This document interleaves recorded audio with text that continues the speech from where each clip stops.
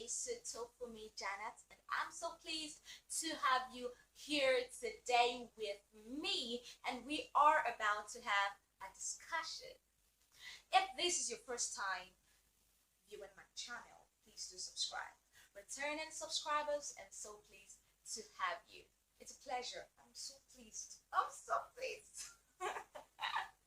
Thank you so much. All right, right away, let's dive into what I have for you today.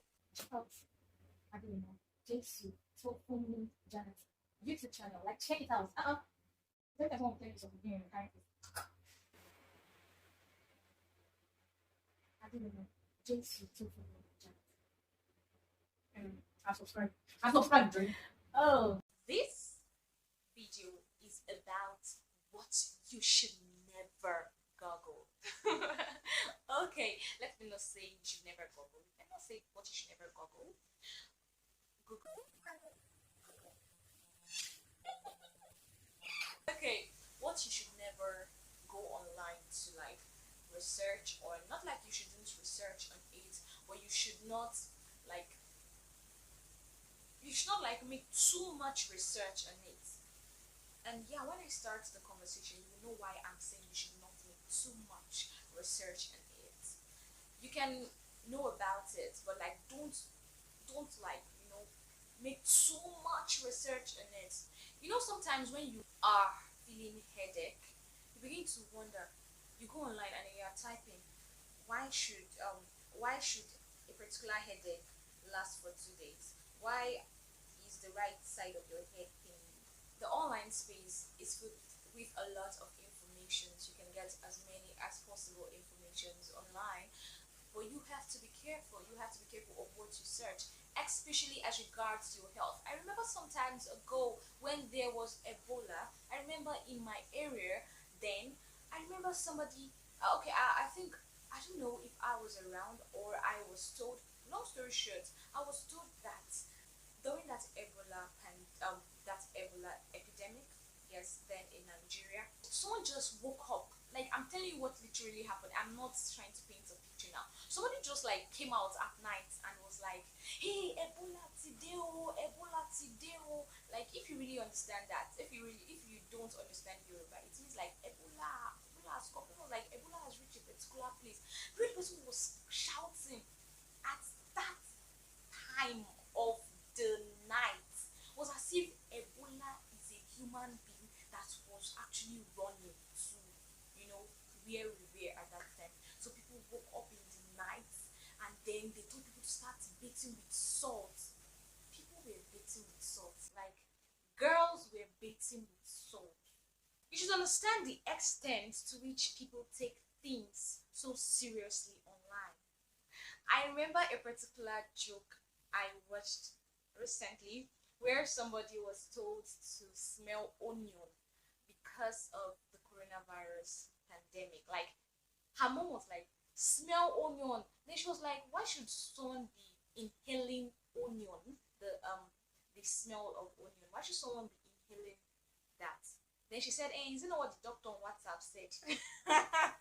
Yeah, like, just imagine, especially for some of us, our parents believe every doctor on WhatsApp. I understand that we have medical personnel on WhatsApp.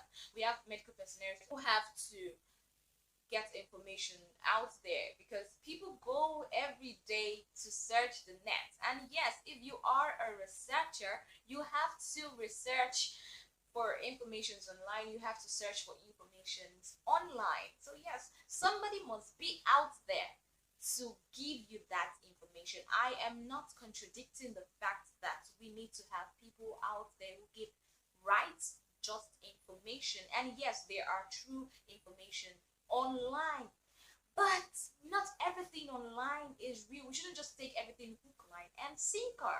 Do you understand? Yeah, I remember in church, one of the doctors was saying he is a medical doctor. He knows the nitty-gritties of medicine. He said he came across a particular post. People were like sharing the post. Of course, somebody shared it, somebody posted it, and that's why he had to see it. This person was actually saying that we should not drink water after eating fish. Look, sometimes if you have to follow everything you see online, you might end up not eating, not bathing, not you might just end up you might just end up like I don't even understand. I can't even imagine how the person will end up if you have to take in everything you see online. Of course, it's good to go through some information because you just need to have the knowledge that this particular thing is out there so that you will be able to stop others or discourage others from taking in that particular information. That you see or hear everything doesn't mean you have to take everything with line and sinker. So this doctor said that somebody posted online that we shouldn't take water after eating fish. Now, why? The person was trying to give a kind of paint a kind of scenario that when you drink water after eating fish, then the fish is going to like swimming inside the person's stomach, whatever. Oh no! I don't know if the person was actually trying to be humorous or trying to make some kind of comedy out of it, or the person was serious. But you know, sometimes somebody might post a particular thing that's a kind of comedy online. Those of us who are quite young will understand that this thing is a joke. But some of our mothers in the village, they will not take it as a joke. They will be so serious. I have experienced it. Where someone who is quite elderly will come and tell you, no, no, no, they're not picking this thing. This is true. This is true. Ah, hey, why should they treat somebody like this? And you're like, this thing is a joke. They're just trying to make some fun out of this. And they'll take it like they're so serious with it. So basically, what I'm trying to say is when you are ill, when you are not feeling too good, be very much careful of what you source online. And yes, when you source for information online, of course, some information will definitely help you. Not everything online is fake. Social media is gold. The internet is gold. And in as much as it is gold, we have a lot of perpetrators of fake news online. Yeah, social media is gold. The online space is gold. But there are also persons who just go out there and just feed the public or the society with very bad and fake news. We shouldn't abuse drug. I don't know why I'm so fascinated about this or why I just choose to tell you this. Because yesterday in church, although the service was long, yeah, you know, sometimes when the service in church is long, you'll be like, can't we just finish this? Can't we just end? You understand? But yesterday was just so interesting, and I just feel I can't just digest this information alone. I need to like tell you about it.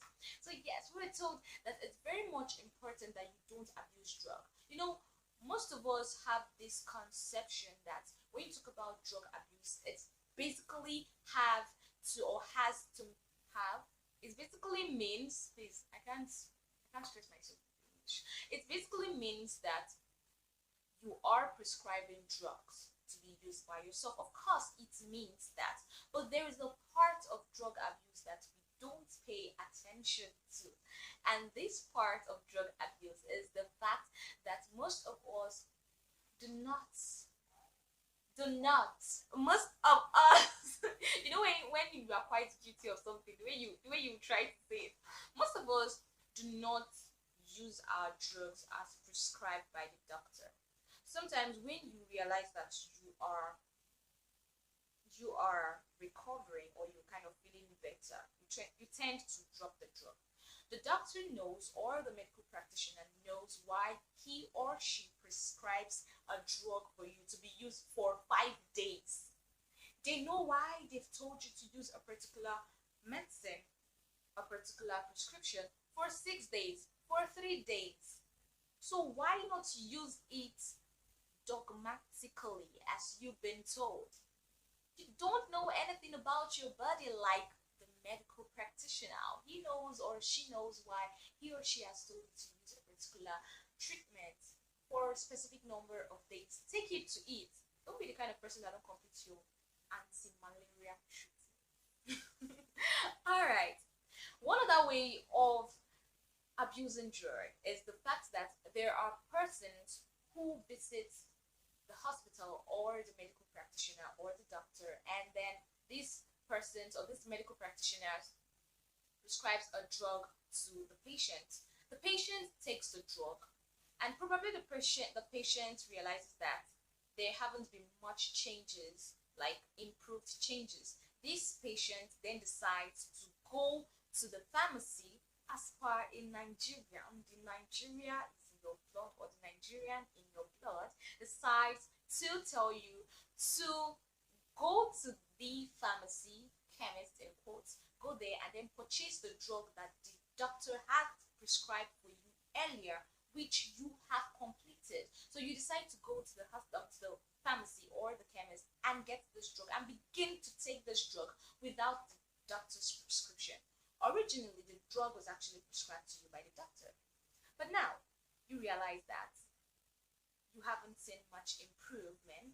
You then decide to go and get the drug yourself or the treatment yourself. You know, it's a kind of drug abuse. It's a drug abuse, and if you're not careful, sometimes I have seen a case of somebody who, not I have seen, I heard of a case of somebody who eventually became so addicted to a particular drug that was prescribed for her. She was prescribed, sorry, the drug was prescribed to her. She took the drug. In short, this particular person in question is a medical practitioner. This person is a medical practitioner who took a particular treatment because of a particular illness. And then, having realized that, whatever, I can't just really explain how the person got addicted to that particular drug, which seemed to have been originally prescribed. And then this person began buying the drug, buying the drug, buying. Look, a lot of persons are in the chain of these drugs, and then you say you are not a drug addict. A drug addict doesn't have to be somebody who is alcoholic, or who takes cocaine, or who smokes cigarettes. That's not just who a drug addict is. Some people are so addicted to paracetamol. There was a case of somebody who started taking paracetamol because of headache, and then from 2 to 4, and oh my god, it became a very pitiable case. So yes, I am not a medical practitioner, neither am I studying medicine. I am just passing across the information I heard in church yesterday, and yes, it was an awesome experience in the presence of God. Thank you.